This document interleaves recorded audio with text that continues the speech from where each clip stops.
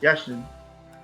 Uh, Krishna, one of the things which I really enjoyed doing, which I can recommend to each one of them, it will make a big difference to each one's life.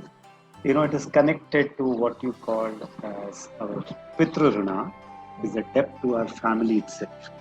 I connected it later when one of the tasks which was given to us was to build our own family tree, or just go back to our roots to find out who all matter.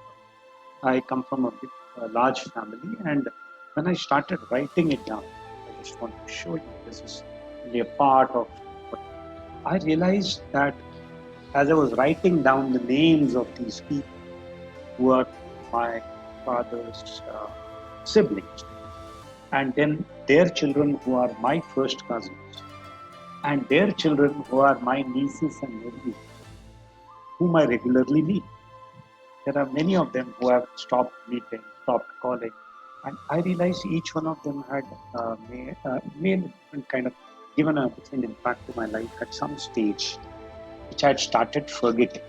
The moment I started writing about, just noting down their names, and I created this family tree, I had a nice time travel back in time. When I was a child, I'd gone and met someone, stayed with someone. How that cousin of mine had taken me in his bicycle, and someone who had, you know, given me a chocolate at some time. All those memories started coming.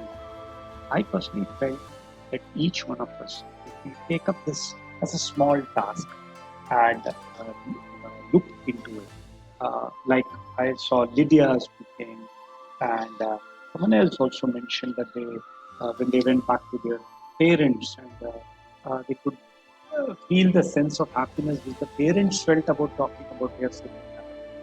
I think this would be a great start to all this. This also connected me to the mindfulness piece, which we have been talking again. Because our rush through life sometimes takes us away from the roots, you know. And this particular activity uh, sometimes is able to direct us back to the roots. I think it's a great exercise.